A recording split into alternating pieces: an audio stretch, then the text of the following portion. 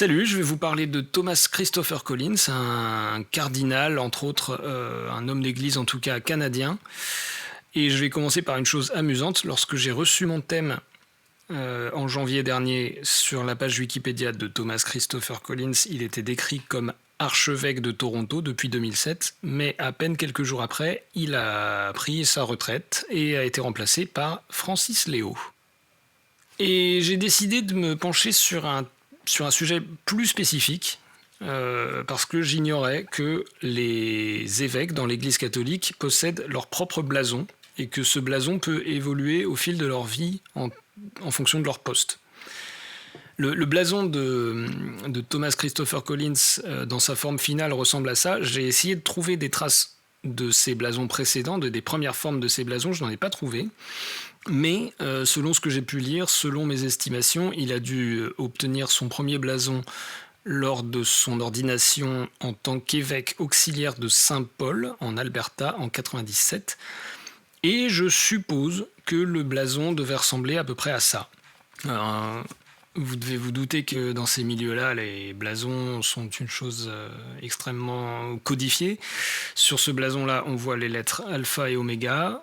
On voit une Bible ouverte et un calice. Mais plus tard, lorsqu'il est devenu cardinal, c'est-à-dire en 2012, il a été créé cardinal, c'est comme ça qu'on dit, avec le titre de cardinal prêtre. Et je suppose qu'à ce moment-là, on a légèrement modifié les couleurs de son blason et on lui a apposé une sorte de template qui correspond au statut de cardinal. Sur ce template, on voit 15 glands à droite et à gauche de l'écu. On voit ce chapeau rouge qui s'appelle un galéro.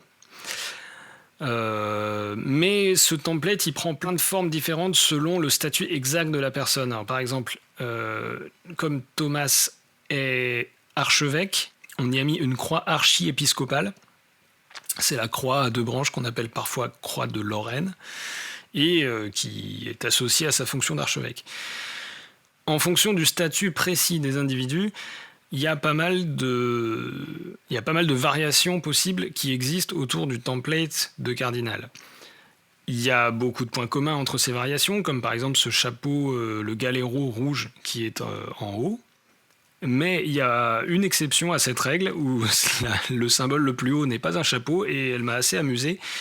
Et elle concerne le blason du cardinal Camerlingue. De ce que j'ai compris, quand un cardinal décède, dans la terminologie chrétienne, on ne dit pas qu'il décède, on dit qu'il part en vacances. Et quand il part en vacances, eh bien, temporairement, une partie de ses fonctions est assurée par le cardinal Camerlingue qui, lui, en plus du chapeau, a un petit parasol que l'on appelle ombrellino. On trouve pas mal de versions dans lesquelles la couleur rouge est remplacée par du vert. Même dans tous les documents qui concernent Thomas Christopher Collins, son blason est parfois... Enfin, j'ai trouvé un document dans lequel son blason était vert, par exemple, au lieu d'être rouge. Le nombre d'intersections dans les nœuds peut varier aussi d'un blason sur l'autre ou d'une représentation d'un blason sur l'autre pour un même blason. Je ne sais pas exactement quel est le symbole de ces nœuds et à quel point c'est codifié, mais mon intuition en voyant pas mal de variations de blasons, c'est qu'il y a une question de topologie à respecter. C'est-à-dire j'ai vu les mêmes blasons qui ont été déclinés avec plus ou moins d'intersections, mais j'ai l'impression que ça correspond toujours à un même type de nœud. Voilà, parfois le blason de Thomas Christopher Collins a une intersection en plus séparée du nœud principal. Pour en revenir au blason de Thomas dans sa forme finale, on peut dire que même s'il y a un template qui correspond à une fonction dans l'Église catholique, ce qu'on appelle la devise et l'écu, c'est-à-dire la partie basse et le bouclier au milieu, sont en général propres à l'individu et c'est, je suppose, lui qui choisit ce qu'il veut y mettre. Et la devise qui a été ajoutée lors de sa création en tant que cardinal, c'est Deum Adora, c'est-à-dire adore Dieu.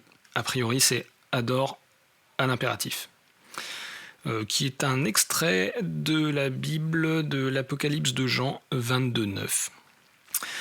Voilà, j'ai pas été plus creuser la vie de Thomas Christopher Collins, enfin pas plus que ça, mais j'ai quand même pu voir qu'il semblait être un personnage très apprécié. Il y a entre autres toute une revue qui a été publiée sur lui en 2012 qui s'appelle The Making of a Cardinal. Et j'ai envie de terminer cette conférence par quelque chose qui n'a pas directement à voir avec le sujet, mais que j'ai découvert par hasard en vagabondant sur Wikipédia, sur des sujets connexes. Et il s'agit de la technique de l'à peu près. La technique de l'à peu près, c'est une technique qui est utilisée en héraldique et qui consiste à représenter à peu près phonétiquement la chose dont on est en train de parler. Et je vais vous prendre quelques exemples parce que je trouve ça assez amusant. La ville de Sainte-Calix au Québec, elle représente sur son blason 5 calices, parce que ça ressemble phonétiquement à Sainte-Calix, même si étymologiquement ça n'a pas grand-chose à voir. De même, la ville française d'Osny montre un aulne sur un nid. Aulne-ni, Osny. Et curieusement, ils n'ont pas utilisé un os, alors que c'est un symbole héraldique parfois utilisé, comme par exemple le prouve la ville française d'Alos. Ce sera tout pour cette fois. Je vous souhaite une bonne journée ou soirée, et je vous dis à la prochaine fois.